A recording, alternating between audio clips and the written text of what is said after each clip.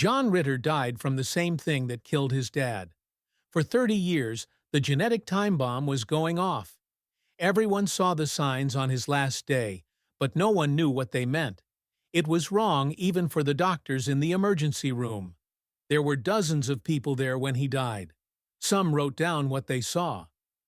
On a phone call, his last words to Amy Yasbeck were caught. What the autopsy showed was so shocking that it changed the way doctors treat chest pain for good. The $14 million deal shows what really took place that day. His birthday is September 17th, and he was born in Burbank, California.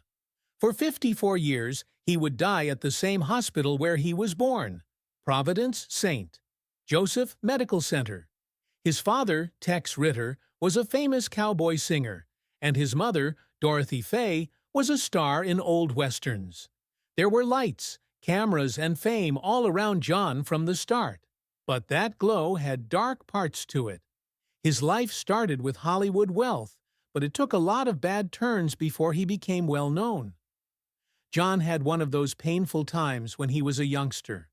He was in a car with some friends when something hit him in the right eye through the window. It might have been a rock as well. It wasn't just a scratch. The damage to his eye and retina was permanent. In that eye, he lost most of his sight, lived the rest of his life with a pupil that wasn't round. The accident not only made him aware, but it also changed how he acted on stage. He learned how to be present and show feeling, even though he lost some of his sight. Close-up shots of his eyes showed that they were different, but he didn't say much about it. John wasn't pushed to become an actor, which is funny because his parents are famous actors. In fact, his dad told him not to get into show business.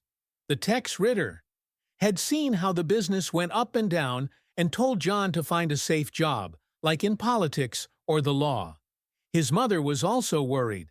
The people made it clear that the road was rough, but they wouldn't stop him if he did. John went to the University of Southern California to study psychology, so that his parents would be pleased. But deep down, he felt more and more drawn to the stage. John had already shown signs of being a star in high school. He was chosen to be president of the Hollywood High School student government. Even when he was in college, he was smart, funny, and good with people. He kept his mind on schoolwork. The theater bug kept biting, though. During school plays, he stood out because of his natural timing and charm. His teachers and friends told him to take it seriously, but he wasn't sure. It wasn't a revolt. It was very confusing. He didn't know what to do because his family expected him to do something else. Everything changed because of a strange and simple thing. He was on the dating game in 1966. The goal was to have fun. It wasn't acting, he was just being himself.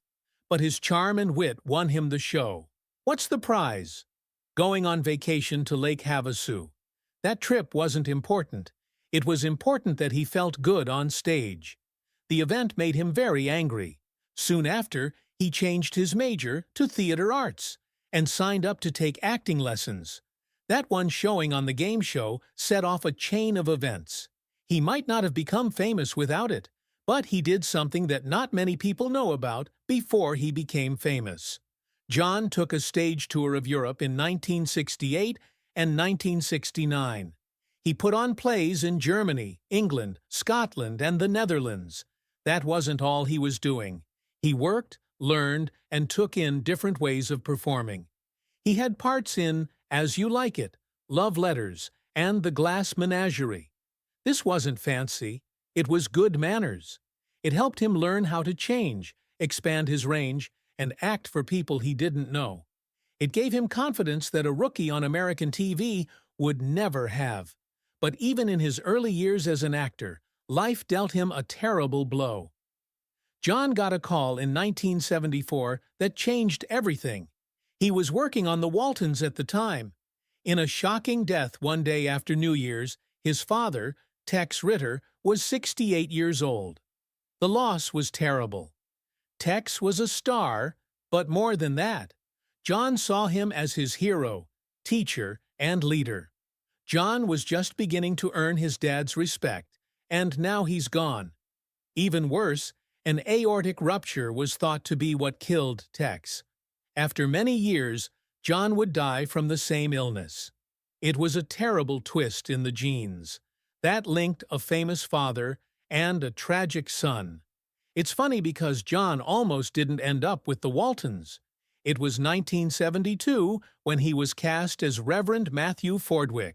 The part was only meant to be played once at first. The way he played changed the fact that he wasn't in the main role.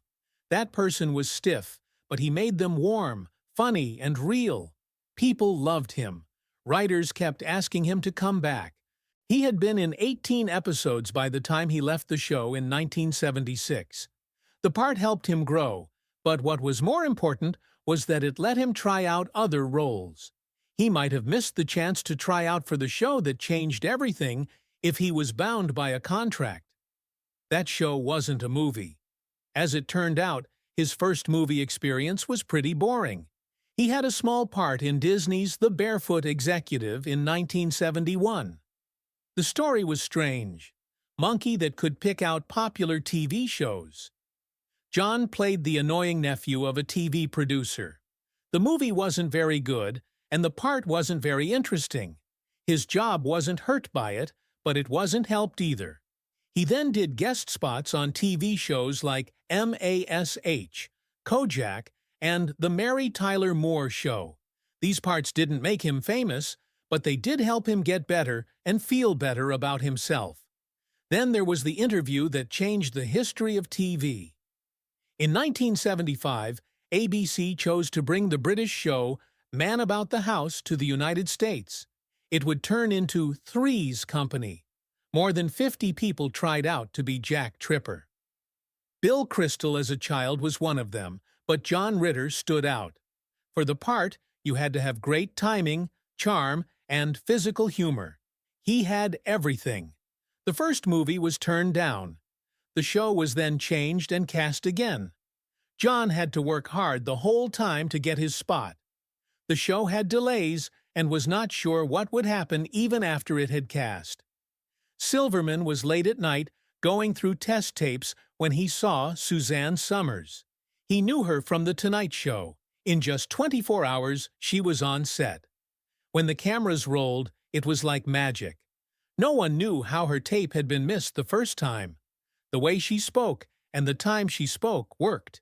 It was Chrissy Snow's birth, and the show's main trio was finally... People didn't know what to think of the show when it first aired on March 15, 1977. A straight man who acts gay so he can live with two single women? That was a disaster. Jack Tripper had to lie to Stanley Roper, his employer, to keep from being kicked out. And the idea of three single people living together in an apartment? That made the editors sweat. Some people thought it was rude. Those who... I thought it made fun of being gay. But who are they? They had to have more.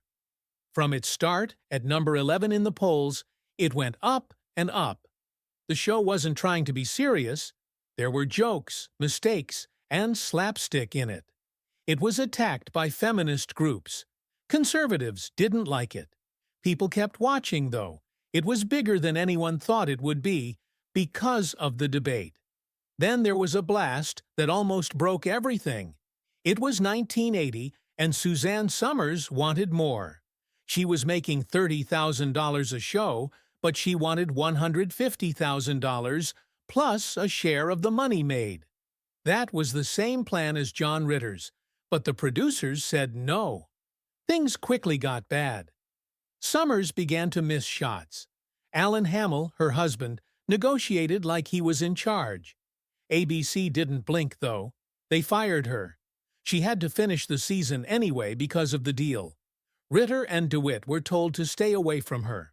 Her parts were filmed by herself. There were no jokes or laughs, and there were only short phone calls at the end of each show. Not a single one of her friends or family was with her when she arrived. They didn't say anything to each other for more than 30 years, until they finally did on a talk show in 2012.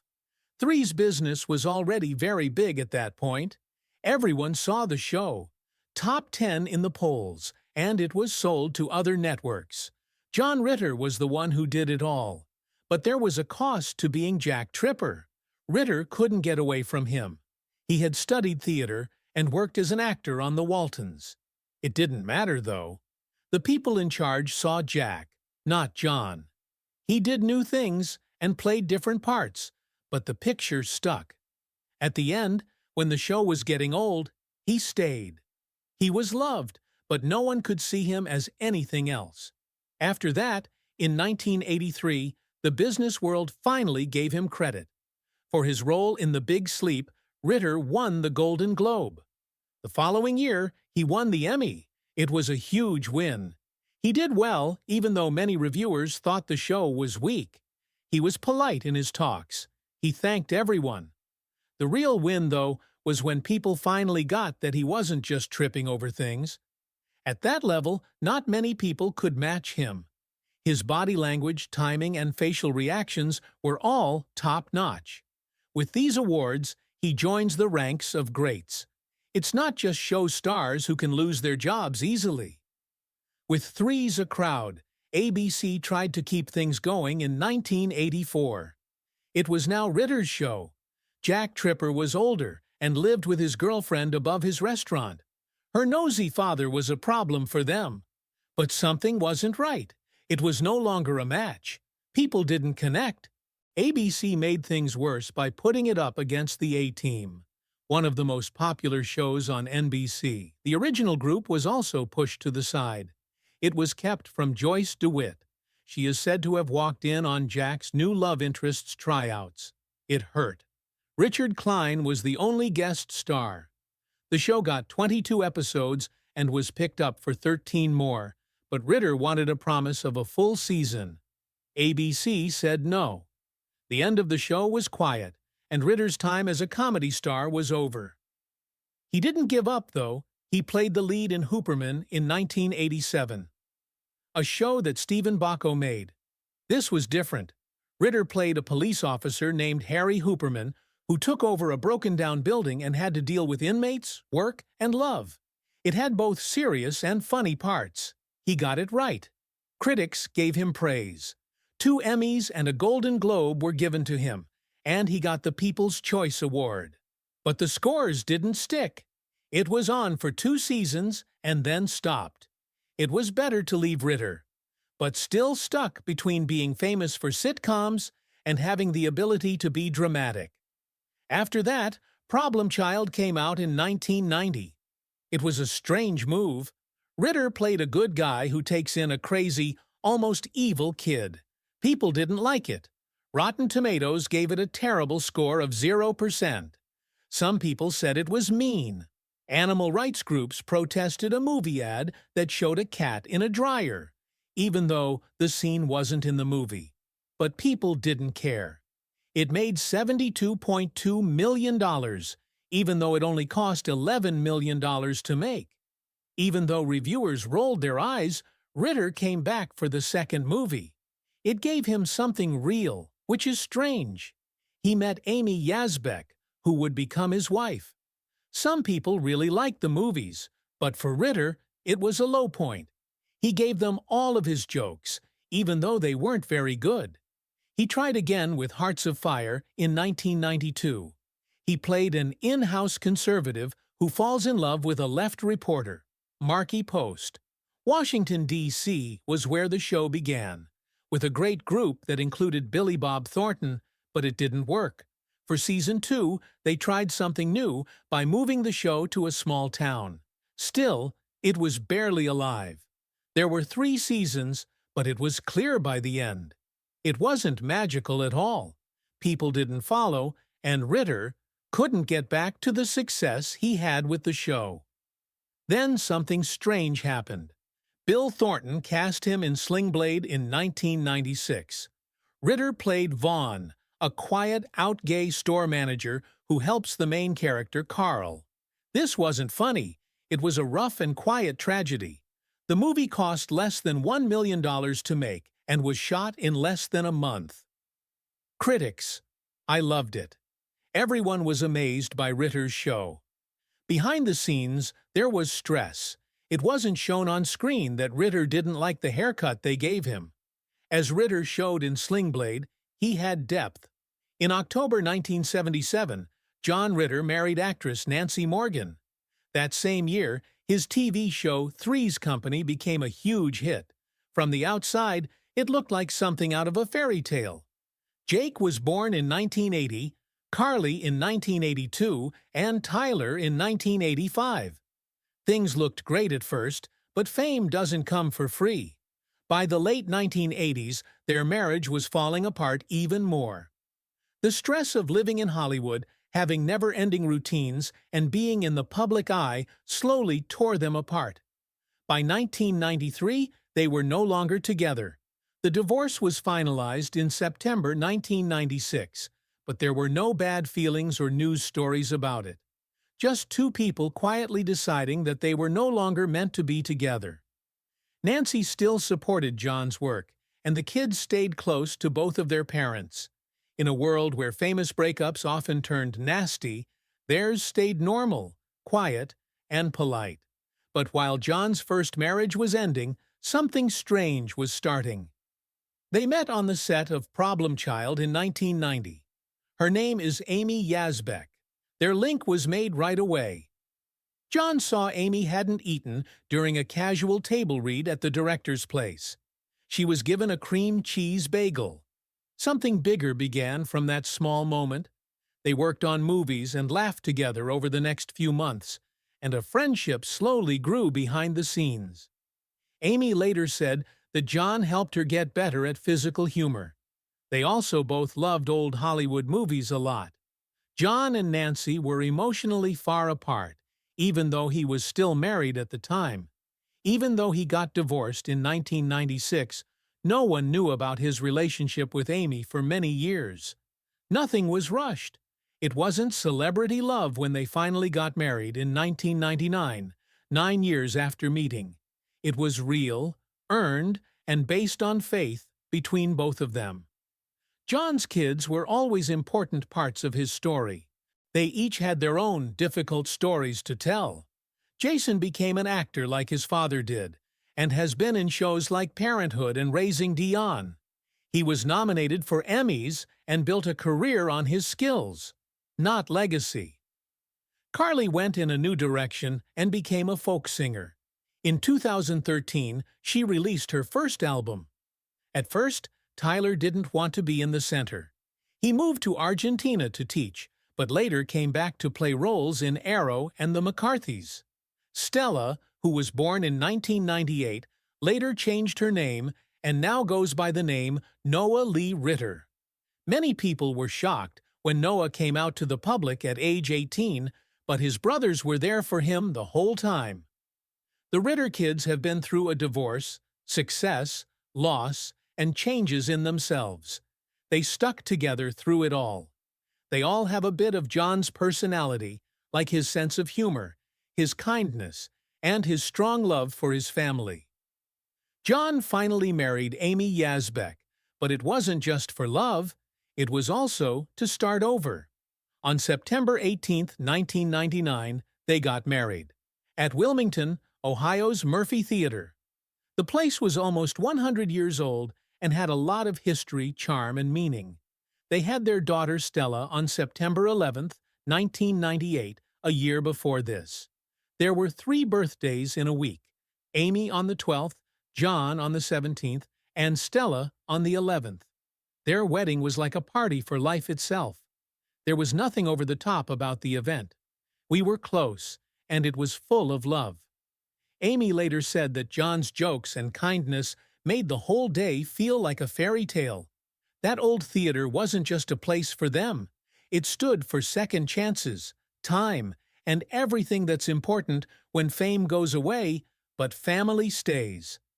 Years later, in 2016, the part that had been the quietest became the loudest. Stella Ritter, who had been out of the public eye for years, came out as transgender and started living as Richard Lee Noah. She turned 18 years old. News of the event was big, and not just because of her father. Almost no one saw it coming. Their family didn't flinch, though. Amy was proud and loved her son and stood by him. His brothers were quick to offer their help. Everyone who knew John says that he would have lived. There was no doubt that he would have hugged Noah. Noah is now 25 years old and lives a quiet life in Los Angeles. He's not after fame. In Hollywood, living as himself might be the hardest thing he's ever done. John was back on top just 1 year before he died. He went back to TV in September 2002 and 8 simple rules for dating my teenage daughter. Some people thought he was too old to come back. They were wrong. People loved him as Paul Hennessy, the overprotective dad who is trying to keep up with his crazy teenage kids. The show had both funny and sad parts. John made it look like it was easy. In 2003, it had already won the award for Best New Comedy from the People. She came back as Ritter, but not as Jack Tripper. He had changed. His timing was better, and his warmth went deeper. Families in America and Europe looked forward to the show every week. It wasn't just funny.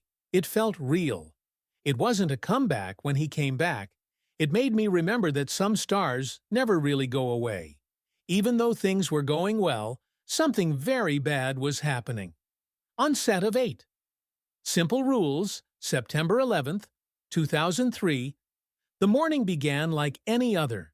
There was a guest star on set, Henry Winkler, who played the Fonz. Everyone was happy. John Ritter, who was the show's heart, was as happy as always. He told jokes, laughed with Winkler, and made sure everyone on the set felt his love. He didn't look like a man who was in danger.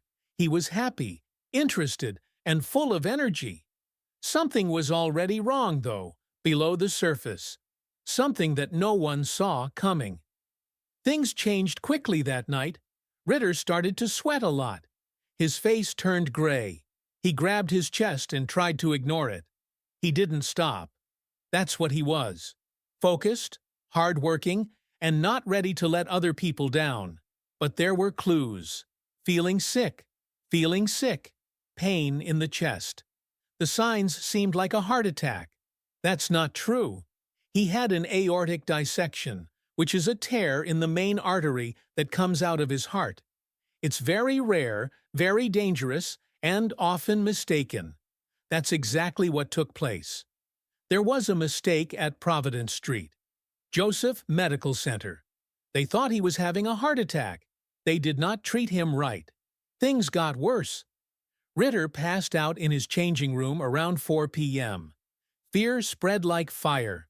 Members of the cast yelled.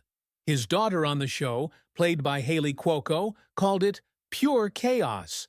A lot of people who knew him rushed in. He was out of it and barely holding on. The emergency teams moved quickly. It was time for an ambulance.